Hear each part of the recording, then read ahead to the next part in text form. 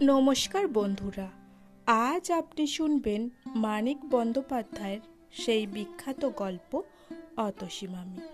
গল্পটি যদি একটুও ভালো লেগে যায়, চ্যানেলটিকে সাবস্ক্রাইব করতে ভুলবেন না কিন্তু।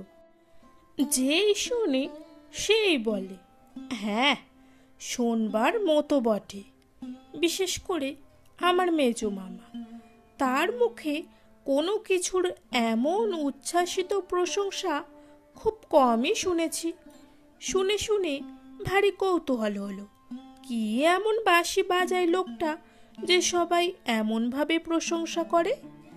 একদিন শুনতে গেলাম, মামার কাছ থেকে একটা পরিচয়পত্র সঙ্গে নিলাম। আমি থাকি বালিগঞ্জে, আর যার বাঁশি বাজানোর ওস্তাদির কথা বললাম তিনি থাকেন ভবানীপুর অঞ্চলে। মামার কাছে নাম শুনেছিলাম যতীন, উপাধিটা শোনা হয়নি। আজ পরিচয়পত্রের উপরে পুরো নাম দেখলাম যতীন্দ্রনাথ রায়। বাড়িটা খুঁজে বার করে আমার তো চোখ খুস্তির। মামার কাছে যতীনবাবুর এবং তার বাঁশি বাজানোর যেমন উচ্ছ্বসিত প্রশংসা শুনেছিলাম, তাতে মনে হয়েছিল লোকটা নিশ্চয়ই একজন কেষ্টবিষ্টু গোছের কেউ হবেন। আর কেষ্টবিষ্টু গোছের একজন লোক যে বৈকুণ্ঠ বা মথুরার রাজপ্রাসাদ না হোক, অন্তত বেশ বড় একটা ভদ্র চেহারার একটা বাড়িতে বাস করেন, এও তো স্বতঃসিদ্ধ কথা। কিন্তু বাড়িটা যে গলিতে, সেটার কথা না হয় ছেড়েই দিলাম। এই যে ইট বার করা তিন কালের বুড়োর মতো নড়বড়ে একটা ইটের খাঁচা, সামনের চেহারায় যদি এরকম, ভেতরটা না জানি কি রকম হবে। উয়ে ধরা দরজায় কড়া নাড়লাম।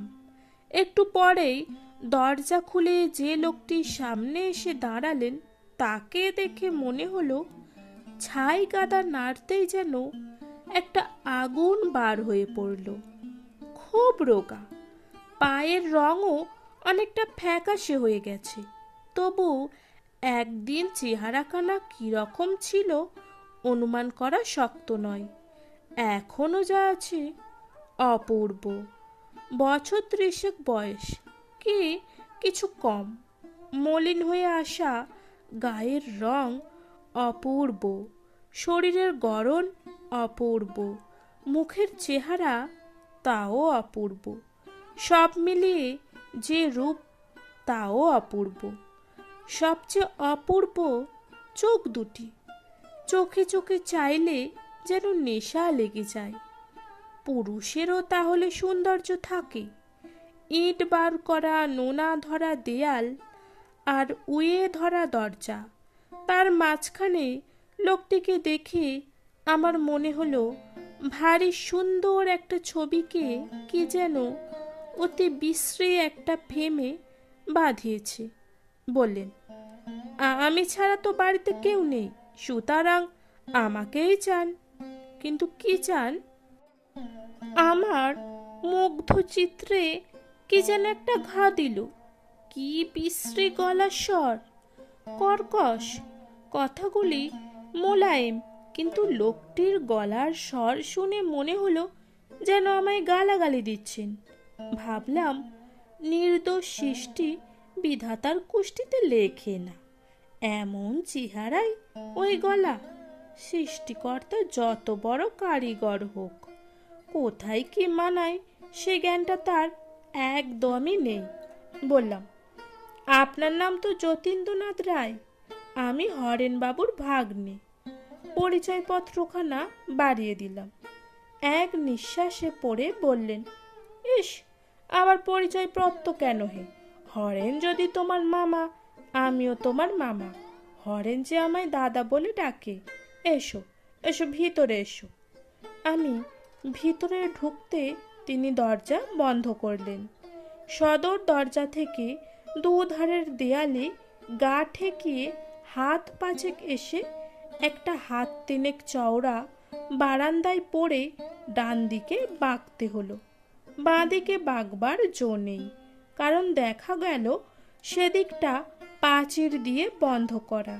ছোট্ট একটু উঠান, বেশ পরিষ্কার।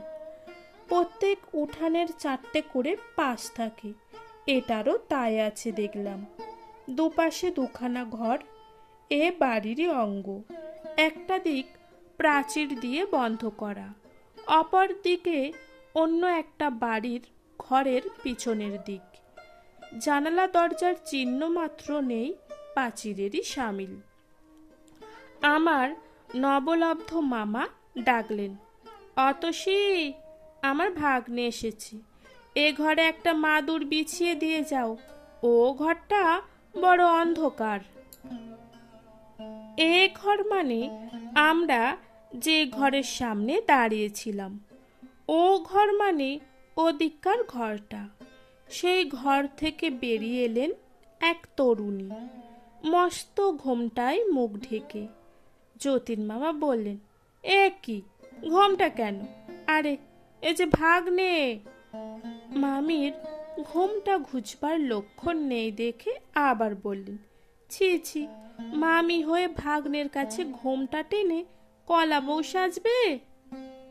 এবার মামির ঘোমটা উঠল, দেখলাম আমার নতুন পাওয়া মামিটি মামারই উপযুক্ত স্ত্রী বটে। মামি এ ঘরের মেঝেতে মাদুর বিছিয়ে দিলেন। ঘরে তক্তপোষ, টেবিল, চেয়ার ইত্যাদির বালাই নেই। এক পাশে একটা রং চটা ট্রাঙ্ক আর একটা কাঠের বাক্স। দেয়ালের এক কোণ থেকে আর এক কোণ পর্যন্ত একটা দড়ি টাঙানো, তাতে একটি মাত্র ধুতি ঝুলছে। একটা পেরেকে একটা আধ ময়লা খদ্দরের পাঞ্জাবি লটকানো, যতীন মামার সম্পত্তি। গোটা 2 বছর আগেকার ক্যালেন্ডারের ছবি, একটাতে এখনো চৈত্র মাসের তারিখ লেখা কাগজটা লাগানো রয়েছে। ছিঁড়ে ফেলতে বোধহয় কারোর খেয়ালও হয়নি। যতীন মামা বললেন, একটু সুজি টুজি থাকে তো ভাগ্নেকে করে দাও, না থাকে 1 কাপ চাই খাবে খন। বললাম, কিছু দরকার নেই যতীন মামা, আপনার বাঁশি শুনতে এসেছি, বাঁশির সুরে খিদে মিটবে এখন। যদিও খিদে পাইনি মোটেই, বাড়ি থেকেই খেয়ে এসেছি। যতীন মামা বললেন, বাঁশি? বাঁশি তো এখন আমি বাজাই না। বললাম, সে হবে না, আপনাকে শোনাতেই হবে। বললেন, তাহলে বসো, রাত্রি হোক, সন্ধ্যার পর ছাড়া আমি বাঁশি ছুঁই না। বললাম, কেন? যতীন মামা মাথা নেড়ে বললেন, কেন জানি না ভাগ্নে, দিনের বেলা বাঁশি বাজাতে পারি না, আজ পর্যন্ত কোনোদিন বাজাইনি। হ্যাঁ গা অতসী, বাজিয়েছি। অতসী মামি মৃদু হেসে বললেন, না। যে প্রকাণ্ড একটা সমস্যার সমাধান হয়ে গেল এমনই ভাবেই যতীন মামা বললেন, তবে? বললাম, মোটে 5টা বেজেছি, সন্ধ্যা হবে 7টায়, এতক্ষণ বসে থেকে কেন আপনাদের অসুবিধে করব? ঘুরে টুরে সন্ধ্যার পর আসবো এখন। যতীন মামা বললেন, কি যে বলো ভাগ্নে, অসুবিধাটা কি? হ্যাঁ, পাড়ার লোকে তো বয়কট করেছে অপবাদ দিয়ে, তুমি থাকলে তবু কটা কথা কয়ে বাঁচবো। আমি বললাম, পাড়ার লোকে কি অপবাদ দিয়েছে মামা? অতসী মামির দিকে চেয়ে যতীন মামা হাসলেন। বলবো নাকি ভাগ্নেকে কথাটা অতসী? পাড়ার লোকে কি বলে জানো ভাগ্নে? বলে অতসী আমার বিয়ে করা বউ নয়। চোখের পলকে হাসি মুছে রাগে যতীন মামা গড়গড় করতে লাগলেন, লক্ষ্মী ছাড়া বজ্জাত পাড়ার লোক। বুঝলে ভাগ্নে, রীতিমতো দলিল আছে বিয়ের, কেউ কি তা দেখতে চাইবে? সত্য সব। তস্তভাবে অতসী মামি বললেন, কি যাতা বলছো? যতীন মা বললেন, ঠিক ঠিক, ভাগ্নে নতুন লোক, তাকে এসব বলা ঠিক হচ্ছে না বটে। ভারী রাগ হয় কি না বলে হাসলেন। হঠাৎ বললেন, তোমরা যে কেউ কারোর সঙ্গে কথা বলছো না গো? মামি মৃদু হেসে বললেন, কি কথা বলবো? যতীন মা বললেন, এই নাও, কি কথা বলবে তাও কি আমায় বলে দিতে হবে নাকি? যা হোক কিছু বলে শুরু করো, গড় গড় করে কথা আপনি এসে যাবে। মামি বললে, তোমার নামটি কি ভাগ্নে? যতীন মামা সশব্দে হেসে উঠলেন। হাসি থামিয়ে বললেন, এবার ভাগ্নে পাল্টা প্রশ্ন করো, আজ কি রাঁধবে মামি? ব্যাস, খাসা আলাপ জমে যাবে। তোমার আরম্ভটি কিন্তু বেশ অতসী। মামির মুখ লাল হয়ে উঠল। আমি বললাম, অমন বৃষ্টি প্রশ্ন আমি কখনো করব না মামি, আপনি নিশ্চিন্ত থাকুন। আমার নাম সুরেশ। যতীন মামা বললেন, সুরেশ কিনা সুরের রাজা, তাই সুর শুনতে এত আগ্রহ নয় ভাগ্নে? হঠাৎ উঠে দাঁড়িয়ে বললেন, ইস, ভুবনবাবু যে টাকা দুটো ফেরত দেবে বলেছিল, আজ নিয়ে আসি। 2 দিন বাজার হয়নি। বসো ভাগ্নে, মামির সঙ্গে গল্প করো, 10 মিনিটের ভিতরে আসছি। ঘরের বাইরে গিয়ে বললেন, দৌড়টা দিয়ে যাও অতসী, ভাগ্নে ছেলে মানুষ, কেউ তোমার লোভে ঘরে ঢুকলে ঠেকাতে পারবে না। মামির মুখ আরক্ত হয়ে উঠল এবং সেটা গোপন করতে চট করে উঠে গেল। বাইরে তার চাপা গলা শুনলাম, কি যে রসিকতা করো, ছি। মামা কি জবাব দিলেন শোনা গেল না। মামি ঘরে ঢুকে বললেন, ওই রকমই স্বভাব ওর, বাক্সে 2টি মোটে টাকা, তাই নিয়ে সেদিন বাজার গেলেন। বললাম, একটা থাক। জবাব দিলেন, কেন? রাস্তায় ভুবনবাবু চাইতে টাকা 2টি তাকে দিয়ে খালি হাতে ঘরে ঢুকলেন। আমি বললাম, আশ্চর্য লোক তো। মামি বললে, ওই রকমই। আর দেখো ভাই।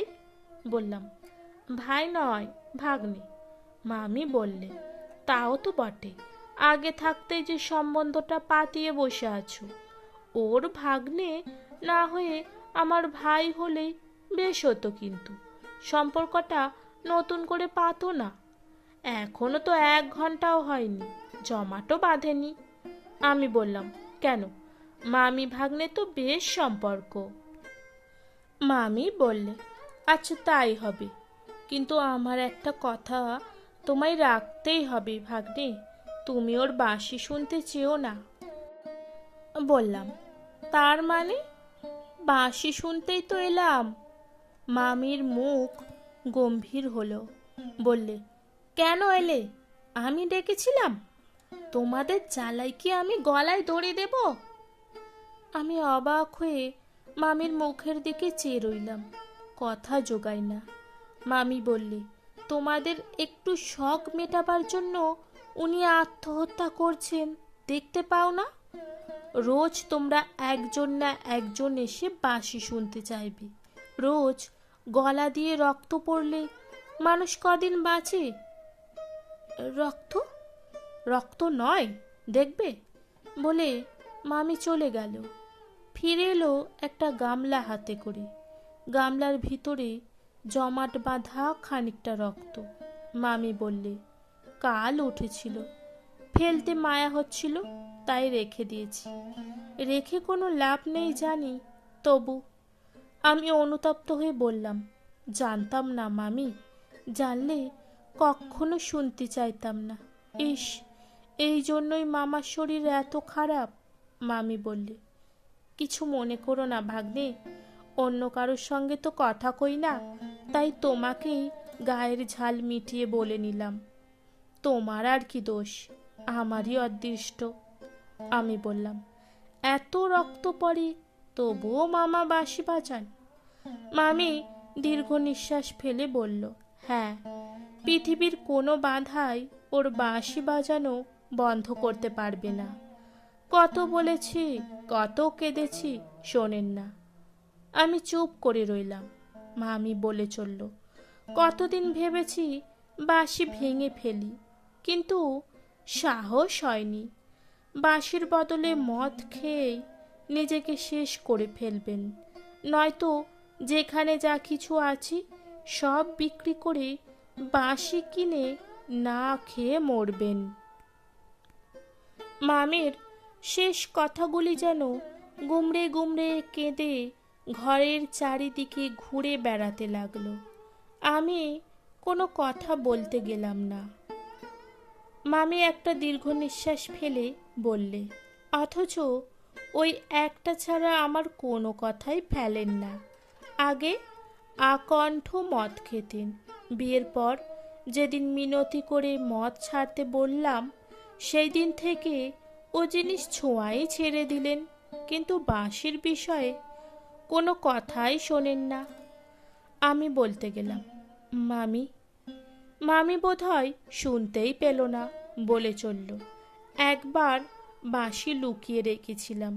সে কি ছটফট করতে লাগলো, যেন ওর সর্বস্ব হারিয়ে গেছে। বাইরে কড়া নাড়ার শব্দ হলো। মামি দরজা খুলতে উঠে গেল। যতীন মামা ঘরে ঢুকতে ঢুকতে বললেন, দিলে না টাকা অতসী? বললে পরশু যেতে। পিছন থেকে মামি বললে, সে আমি আগেই জানি। যতীন মামা বললেন, দোকানদারটাই কি পাজি, এক পো সুজি চাইলাম, দিল না। মামার বাড়ি এসে ভাগ্নেকে দেখছি খালি পেটে ফিরতে হবে। মামি ম্লান মুখে বললেন, সুজি দেয়নি, ভালোই করেছে। শুধু জল দিয়ে তো আর সুজি হয় না। কেন, ঘি নেই? কবে আবার ঘি আনলে তুমি? তাও তো বটে, বলে যতীন মামা আমার দিকে চেয়ে হাসলেন। আমি বললাম, কেন ব্যস্ত হচ্ছেন মামা? খাবারের কিচ্ছু দরকার নেই, ভাগ্নের সঙ্গে অত ভদ্রতা করতে নেই কিন্তু। মামি বললে, বসো তোমরা, আমি আসছি, বলে ঘর থেকে বেরিয়ে গেল। মামি হেঁকে বললেন, কোথায় গো? বারান্দা থেকে জবাব এলো, আসছি। মিনিট 15 পরে মামি ফিরল। দু হাতে দুখানা রেকাবিতে গোটা 4 করে রসগোল্লা আর গোটা 2 সন্দেশ। যতীন মামা বললেন, কোত্থেকে জোগাড় করলে গো? বলে একটা রেকাবি টেনে নিয়ে একটা রসগোল্লা মুখে তুললেন। অন্য রেকাবিটা আমার সামনে রাখতে রাখতে মামি বললে, তা দিয়ে তোমার দরকার কি? যতীন মামা নিশ্চিন্তভাবে বললেন, কিচ্ছু না, যা খিদেটা পেয়েছে ডাকাতি করেও যদি এনে থাকো কিচ্ছু দোষ হয়নি। স্বামীর প্রাণ বাঁচাতে সতী সাধ্যি অনেক কিছুই করে। আমি কুণ্ঠিত হয়ে বলতে গেলাম, কেন মিথ্যে? বাধা দিয়ে মামি বললে, আবার যদি ওইসব শুরু করো ভাগ্নে, আমি কেঁদে ফেলবো। আমি নিঃশব্দে খেতে আরম্ভ করলাম। মামি ও ঘর থেকে 2টো এনামেলের গ্লাসে জল এনে দিলেন। প্রথম রসগোল্লাটা গিলেই মামা বললেন, ওয়াক, কি বিশ্রী রসগোল্লা, রইল পড়ে, খেও তুমি, নয়তো ফেলে দিও, দেখি সন্দেশটা কেমন। সন্দেশ মুখে দিয়ে বললেন, হ্যাঁ, এ জিনিসটা ভালো, এটা খাবো। বলে সন্দেশ 2টো তুলে নিয়ে রেকাবিটা ঠেলে দিয়ে বললেন, যাও, তোমার সুজির ঢিপি ফেলে দিও কোন নর্দমায়। অতসী মামির চোখ ছলছল করে এলো। মামার ছলটুকু আমাদের কারুর কাছেই গোপন রইল না। কেন যে এমন খাসা রসগোল্লাও মামার কাছে সুজির ঢিপি হয়ে গেল বুঝে আমার চোখে প্রায় জল আসবার উপক্রম হলো। মাথা নিচু করে রেকাবিটা শেষ করলাম। মাঝখানে একবার চোখ তুলতেই নজরে পড়ল মামি মামার রেকাবিটা দরজার উপরে তাকে তুলে রাখলেন। সন্ধ্যার অন্ধকার ঘনিয়ে এলে মামি ঘরে ঘরে প্রদীপ দেখালো, ধুনো দিল। আমাদের ঘরে একটা প্রদীপ জ্বালিয়ে দিয়ে মামি চুপ করে দাঁড়িয়ে কি যেন ভাবতে লাগলো। যতীন মামা হেসে বললেন, আরে লজ্জা কিসের? নিত্যকার অভ্যাস। বাদ পড়লে রাতে ঘুম হবে না। ভাগ্নের কাছে লজ্জা করতে নেই। আমি বললাম, আমি না হয়। মামি বললে, বসো, উঠতে হবে না, অত লজ্জা নেই আমার, বলে গলায় আঁচল দিয়ে মামার পায়ের কাছে মাটিতে মাথা ঠেকিয়ে প্রণাম করল। লজ্জায়, সুখে, তৃপ্তিতে আরক্ত মুখখানি নিয়ে অতসী মামি যখন উঠে দাঁড়ালো, আমি বললাম, দাঁড়াও মামি, একটা প্রণাম করে নি। মামি বলল, না না, ছি ছি। বললাম, ছি ছি নয় মামি, আমার নিত্যকার অভ্যাস না হতে পারে, কিন্তু তোমায় প্রণাম না করে যদি আজ বাড়ি ফিরি, রাতে আমার ঘুম হবে না ঠিক, বলে মামির পায়ে হাত দিয়ে প্রণাম করলাম। যতীন মামা হো হো করে হেসে উঠলেন। মামি বললেন, দেখো তো ভাগ্নের কাণ্ড। যতীন মামা বললেন, ভক্তি হয়েছে গো, সন্ধ্যা সকাল স্বামীকে প্রণাম করে জেনে শ্রদ্ধা হয়েছে ভাগ্নের। কি যে বলো, বলে মামি পালিয়ে গেল।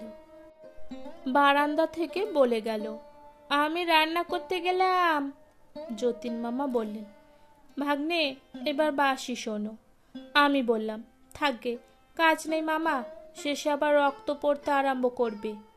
যতীন মামা বললেন, তুমিও শেষে ঘ্যান ঘ্যান প্যান প্যান আরম্ভ করলে ভাগ্নে, রক্ত পড়বে তো কি হয়েছে, তুমি শুনলেও আমি বাজাবো, না শুনলেও বাজাবো।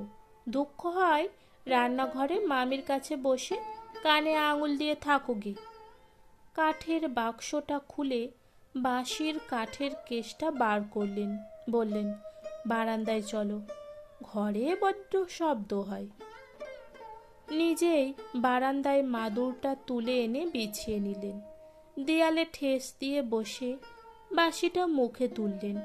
হঠাৎ আমার মনে হলো আমার ভিতরে যেন একটা উন্মাদ, একটা খ্যাপা উদাসীন ঘুমিয়েছিল আজ। বাঁশির সুরের নাড়ায় জেগে উঠল। বাঁশির সুর এসে লাগে কানে, কিন্তু আমার মনে হলো বুকের তলেও যেন সাড়া পৌঁছেছে।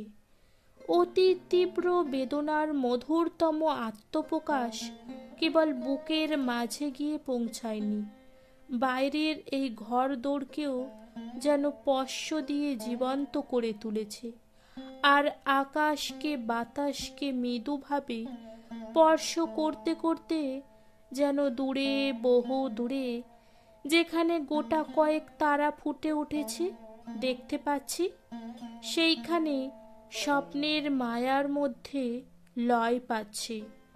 অন্তরে ব্যথা বোধ করে আনন্দ পাবার যতটুকু অনুভূতি আছে, বাঁশির সুর যেন তাদের সঙ্গে কোলাকুলি আরম্ভ করেছে।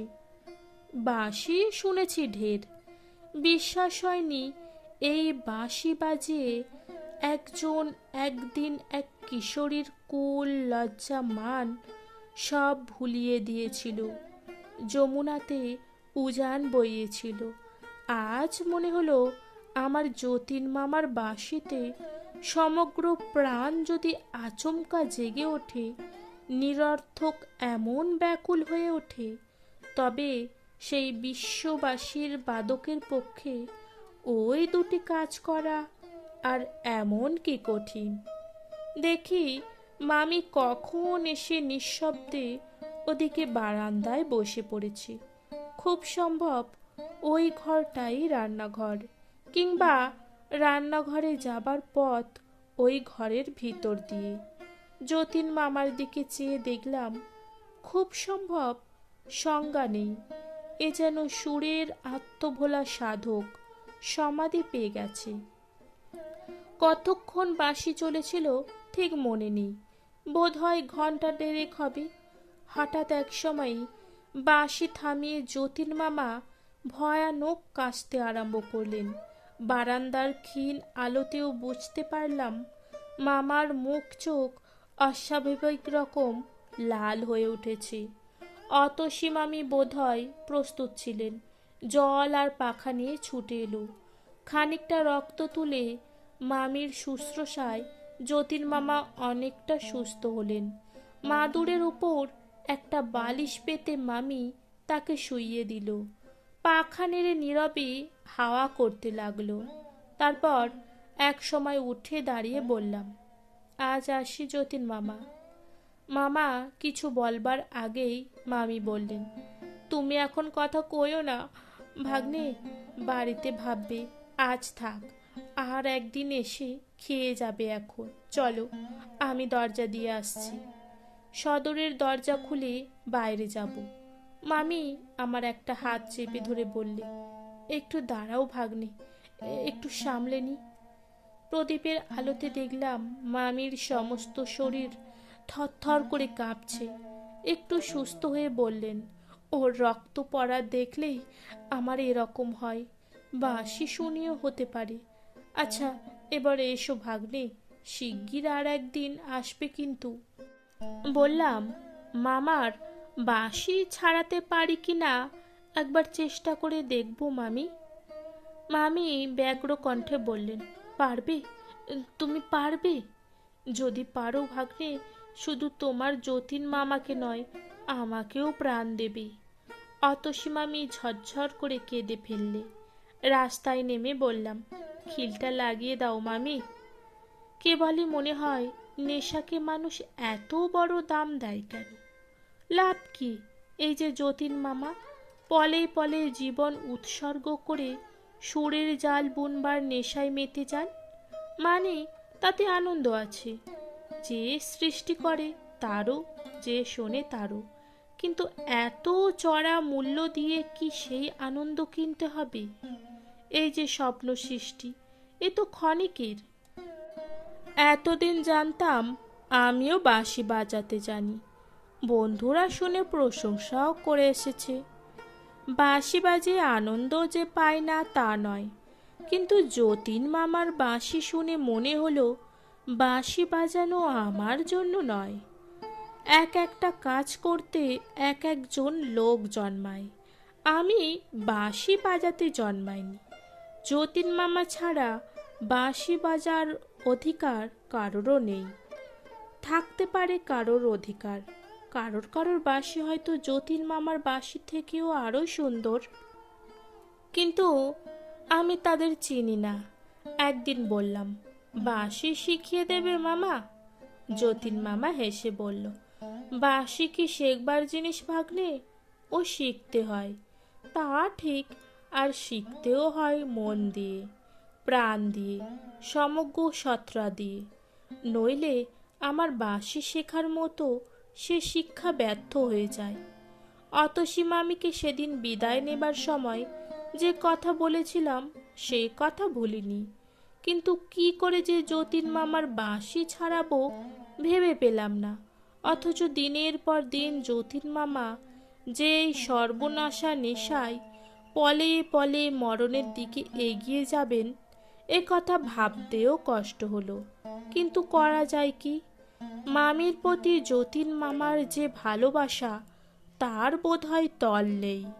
মামির কান্নায় যখন ঠেলেছেন, তখন আমার সাধ্য কি তাকে ঠেকিয়ে রাখি। একদিন বললাম, মামা আর বাঁশি বাজাবেন না। যতীন মামা চোখ বড় বড় করে বললেন, বাঁশি বাজাবো না? বলো কি ভাগ্নে, তাহলে বাজবো কি করে? বললাম, গলা দিয়ে রক্ত উঠছে, মামি কত কাঁদে। তা আমি কি করব? একটু আধটু কাঁদা ভালো, বলে হাঁকলেন, অতসী, অতসী। মামি এলো। মামা বললেন, কান্না কি জন্য শুনি? বাঁশি ছেড়ে দিয়ে আমায় মরতে বলো নাকি? তাতে কান্না আরো বাড়বে, কমবে না। মামি ম্লান মুখে চুপ করে দাঁড়িয়ে রইল। মামা বললেন, জানো ভাগ্নে, এই অতসীর জ্বালায় আমার বেঁচে থাকা ভার হয়ে উঠেছে।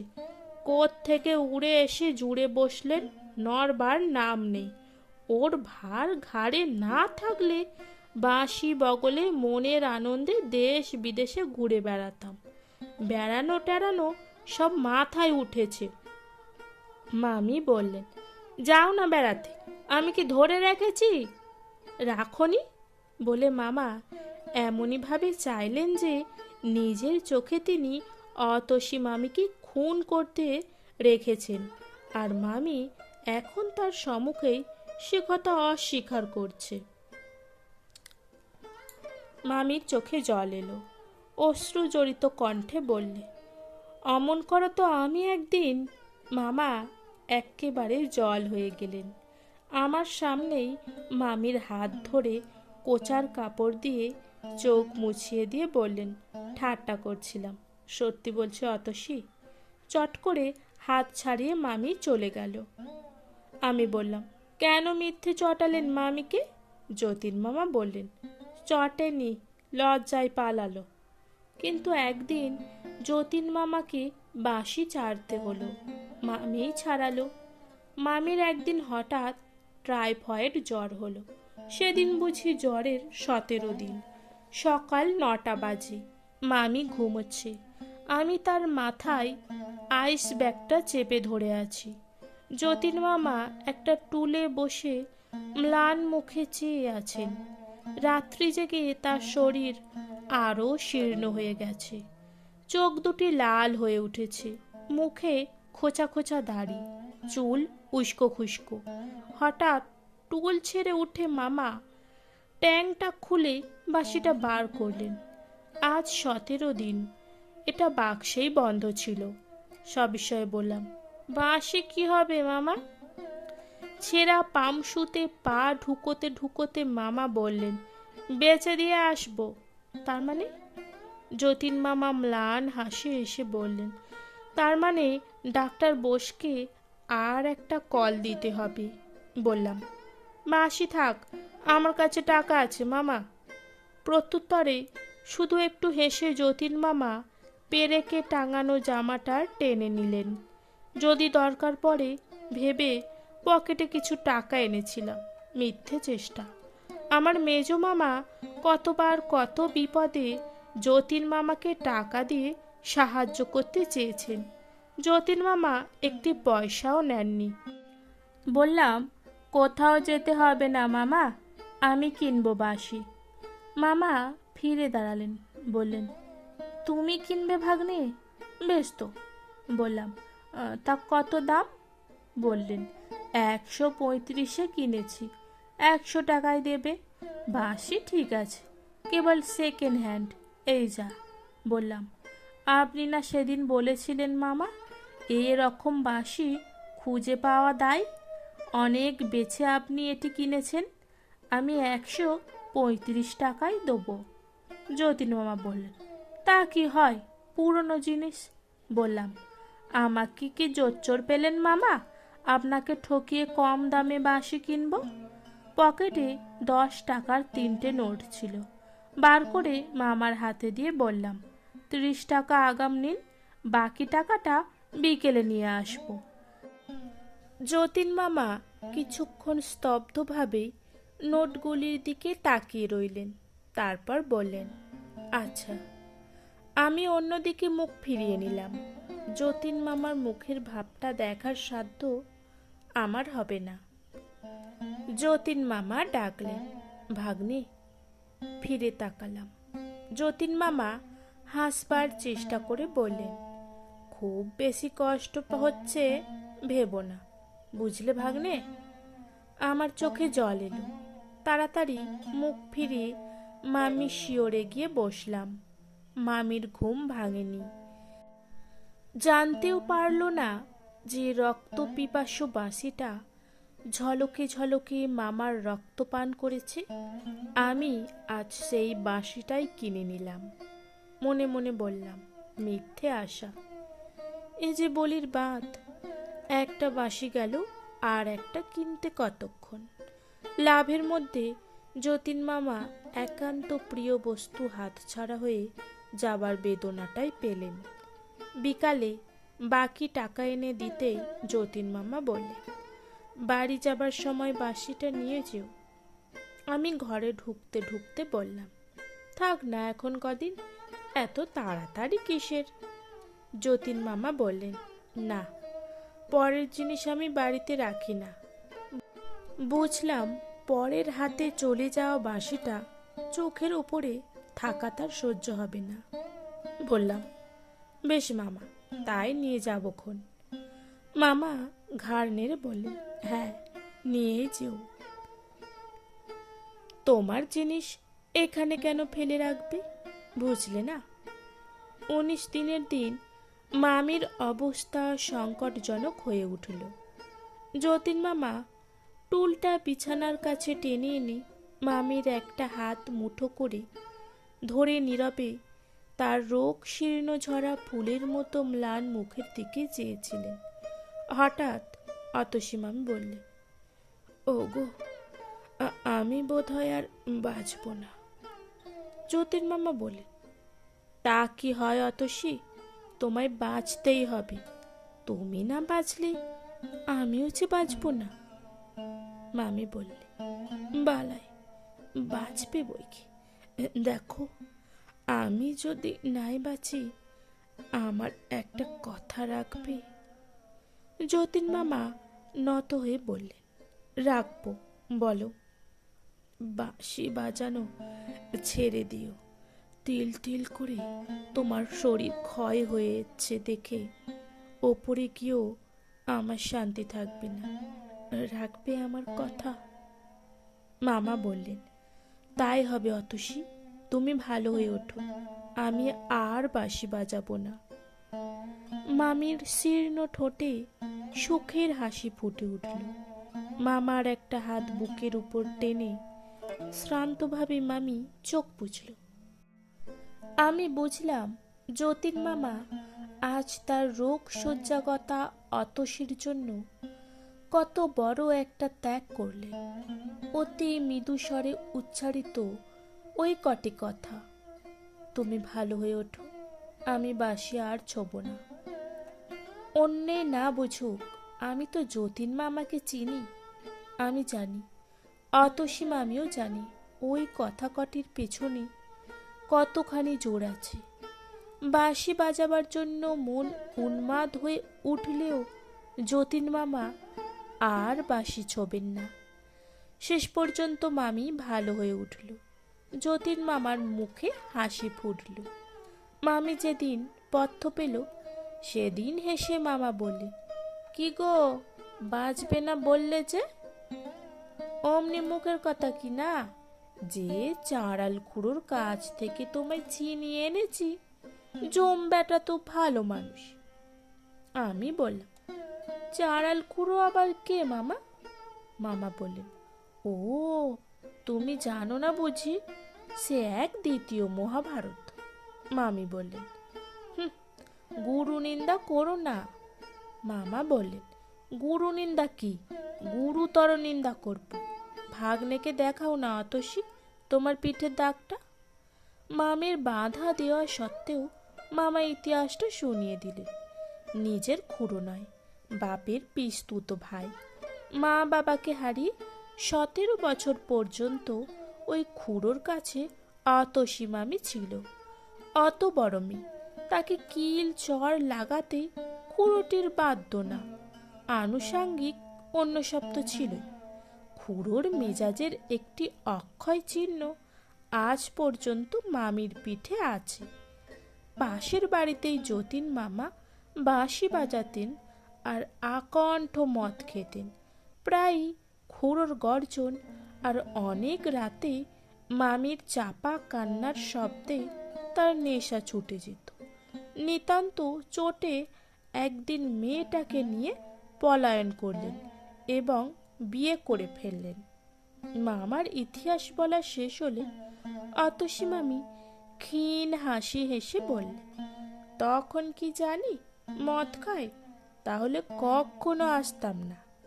মামা বললেন, তখন কি জানি তুমি মাথার রতন হয়ে আঠার মতো লেপ্টে থাকবে, তাহলে কখনো উদ্ধার করতাম না।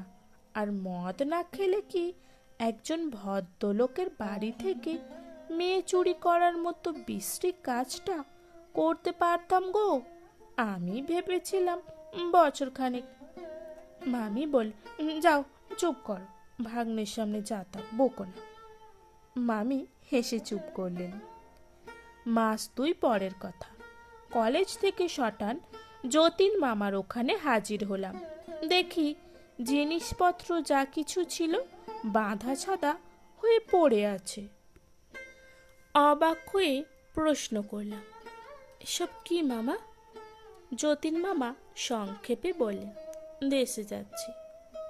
দেশে? দেশ আবার আপনার কোথায়? যতীন মামা বললেন, আমার কি একটা দেশও থাকতে নেই ভাগ্নে? 500 টাকা আয়ের জমিদারি আছে দেশে, খবর রাখো। আতসী মামি বললেন, হয়তো জন্মের মতোই তোমাদের ছেড়ে চললাম ভাগ্নে। আমার অসুখের জন্য এটা হলো।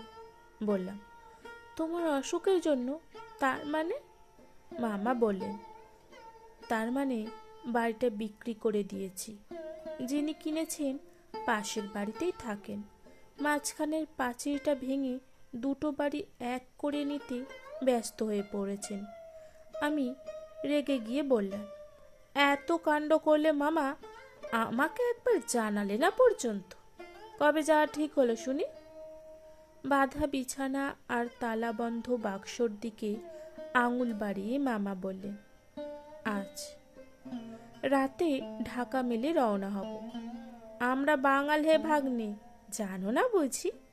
বলে মামা হাসলেন। অবাক মানুষ, এমন অবস্থায়ও হাসি আসে।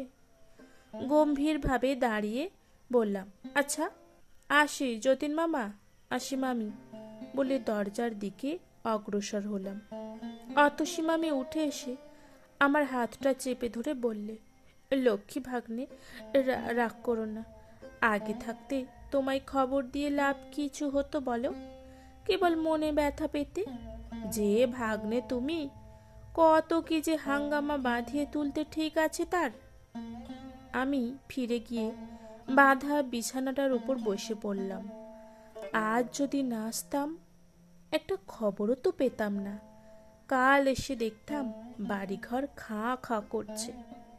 যতীন মামা বললেন, আরে রাম, তোমায় না বলে কি যেতে পারি?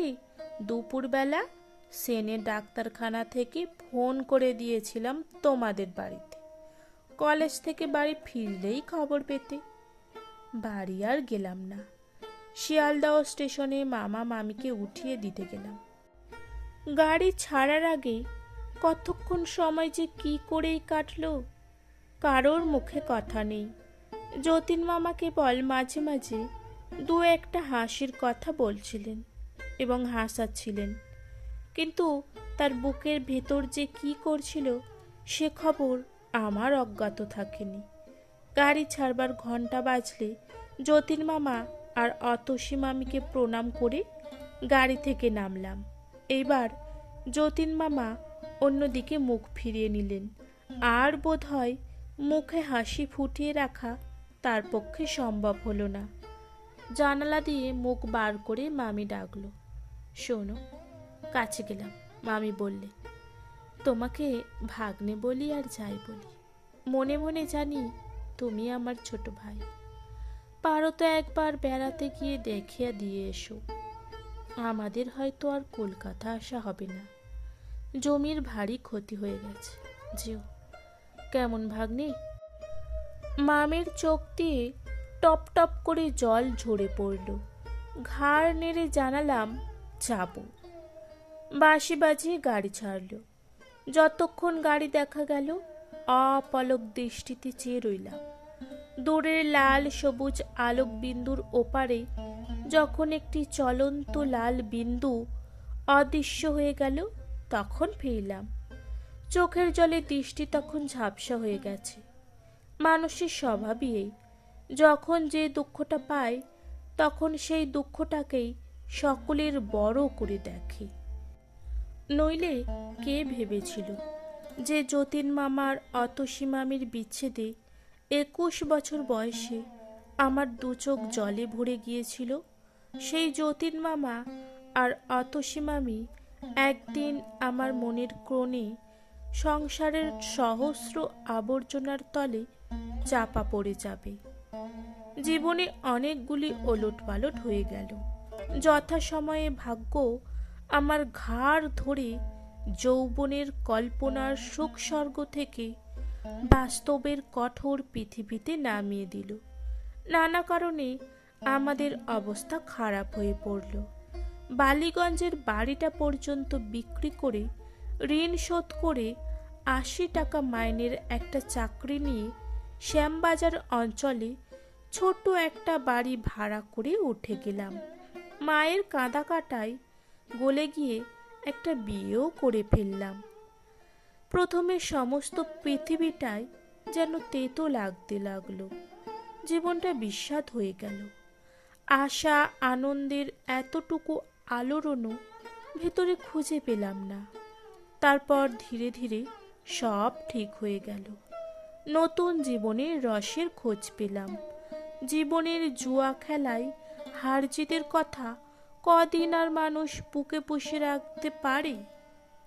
জীবনে যখন এইসব বড় বড় ঘটনা ঘটছে, তখন নিজেকে নিয়ে আমি এমনই ব্যস্ত হয়ে পড়লাম যে কবে এক যতীন মামা আর অতসী মামি সেহ পরম সম্পদ বলে গ্রহণ করেছিলাম, সে কথা মনে ক্ষীণ হতে ক্ষীণতর হয়ে গেল।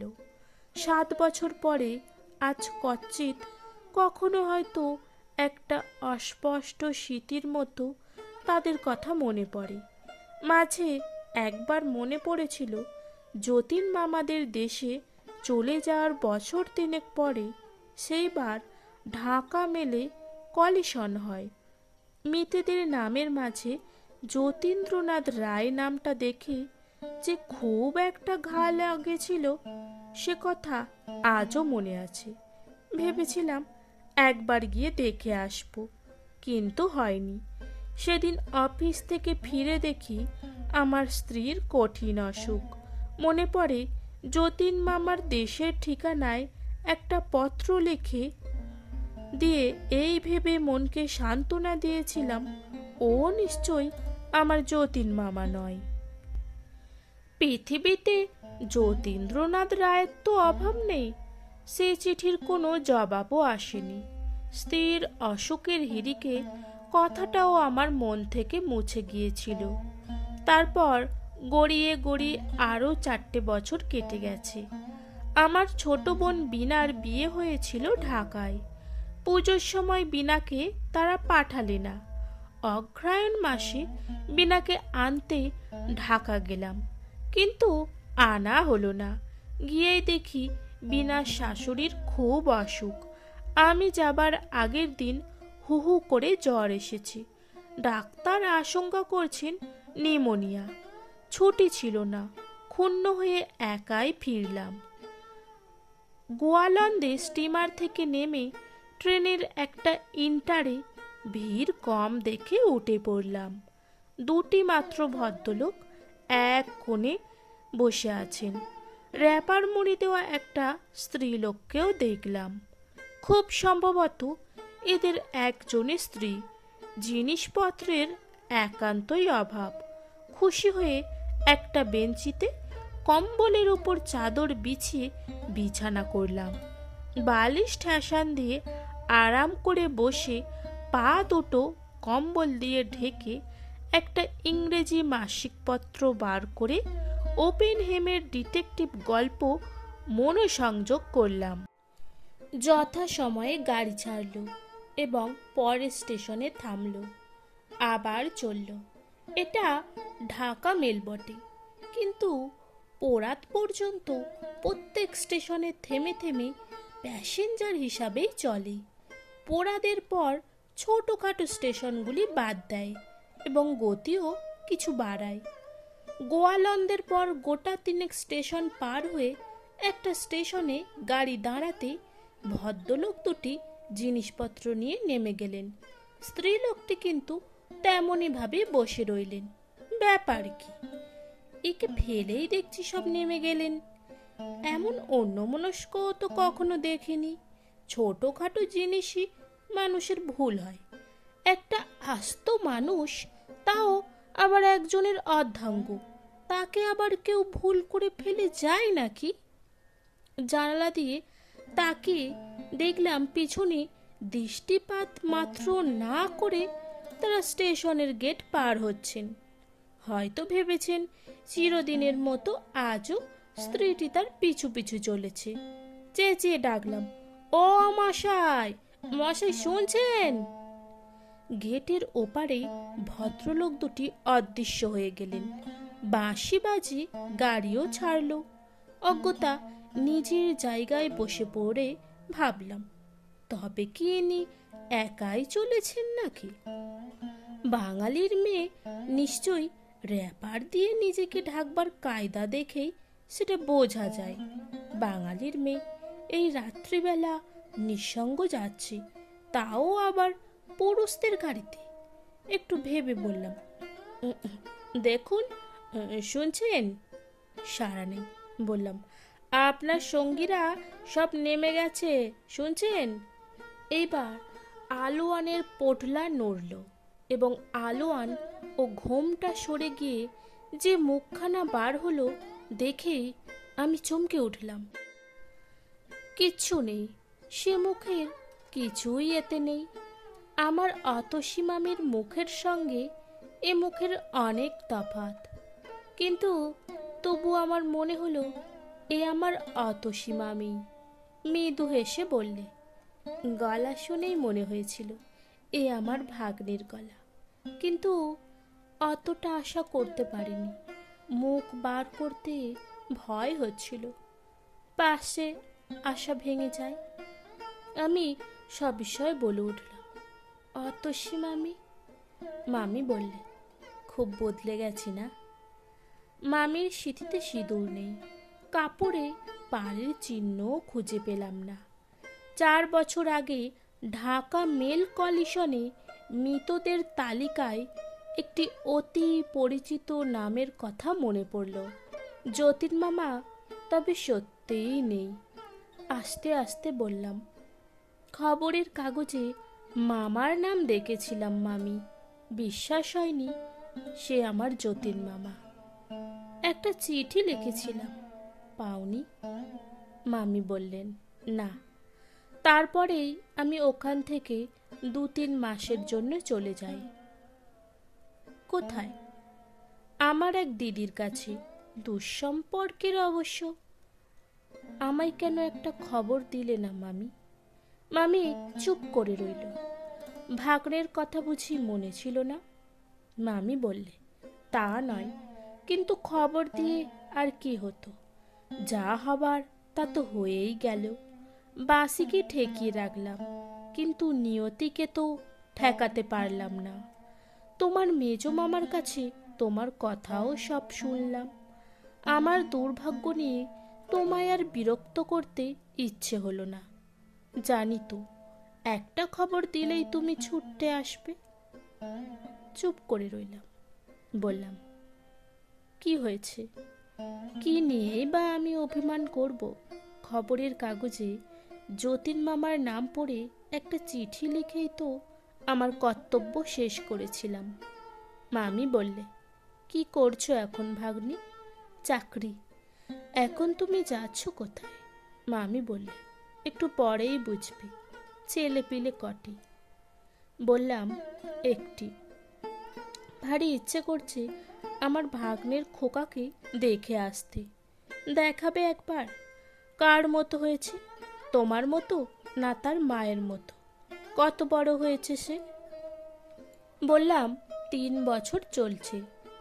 চলো না আমাদের বাড়ি মামি, বাকি প্রশ্নগুলোও জবাব নিজের চোখেই দেখে আসবে। মামি হেসে বললে, গিয়ে যদি আর না নড়ি? বললাম, তেমন ভাগ্য কি হবে? কিন্তু সত্যি কোথায় চলেছ মামি? এখন থাকো কোথায়? মামি বললেন, থাকি দেশেই। কোথায় যাচ্ছি একটু পরে বুঝবে। ভালো কথা, সেই বাঁশিটার কি হলো ভাগ্নে? এখানেই আছে। এখানে? এই গাড়িতে? বললাম, হ্যাঁ, আমার ছোট বোন বিনাকে আনতে গিয়েছিলাম। সে লিখেছিল বাঁশিটা নিয়ে যেতে। সবাই নাকি শুনতে চেয়েছিল। মামি বললে, তুমি বাজাতে জানো নাকি? বার করো না বাঁশিটা। ওপর থেকে বাঁশির কেসটা পারলাম। বাঁশিটা বার করতেই মামি ব্যাঘ্র হাতে টেনে নিয়ে এক দৃষ্টিতে সেটার দিকে চেয়ে রইল। একটা দীর্ঘ নিঃশ্বাস ফেলে বললে, বিয়ের পর এটাকে বন্ধু বলে গ্রহণ করেছিলাম। মাঝখানে এর চেয়ে বড় শত্রু আমার ছিল না। আজ আবার এটাকে বন্ধু মনে হচ্ছে। শেষ 3টে বছর বাঁশিটার জন্য ছটফট করে কাটিয়েছিলেন। আজ মনে হচ্ছে বাঁশি বাজানো ছাড়তে না বললেই ভালো হতো। বাঁশির ভেতর দিয়ে মরণকে বরণ করলে তবু শান্তিতে যেতে পারতেন। শেষ কটা বছর এত মনোকষ্ট ভোগ করতে হতো না। বাঁশির অংশগুলি লাগিয়ে মামি মুখ তুললেন। পরক্ষণে ট্রেনের ঝমঝমানি ছাপিয়ে চমৎকার বাঁশি বেজে উঠল। পাকা গুণীর হাতের স্পর্শ পেয়ে বাঁশি যেন প্রাণ পেয়ে অপূর্ব বেদনাময় সুরের জাল বুনে চলল। আমার বিস্ময়ের সীমা ছিল না। এ তো অল্প সাধনার কাজ নয়। যার তার হাতে বাঁশি তো এমন অপূর্ব কান্না কাঁদে না। মামির চক্ষু ধীরে ধীরে নিমীলিত হয়ে গেল। তার দিকে চেয়ে ভবানীপুরের একটা অতি ক্ষুদ্র বাড়ির প্রদীপের স্বল্পালোকে বারান্দার দেয়ালে ঠেস দেয়া এক সৌর সাধকের মূর্তি আমার মনে জেগে উঠল। মাঝে 7টা বছর কেটে গেছে। যতীন মামার যে অপূর্ব বাঁশির সুর একদিন শুনেছিলাম, সে সুর মনের তলে কোথায় হারিয়ে গেছে। আজ অতসী মামির বাঁশি শুনে মনে হতে লাগলো সেই হারিয়ে যাওয়া সুরগুলি যেন ফিরে এসে আমার প্রাণে মৃদু গঞ্জন শুরু করে দিয়েছে। কতক্ষণ স্তব্ধ হয়ে থেকে বললাম, এ কথাটাও তো গোপন রেখেছিলে। মামি বললে, বিয়ের পর শিখিয়েছিলেন।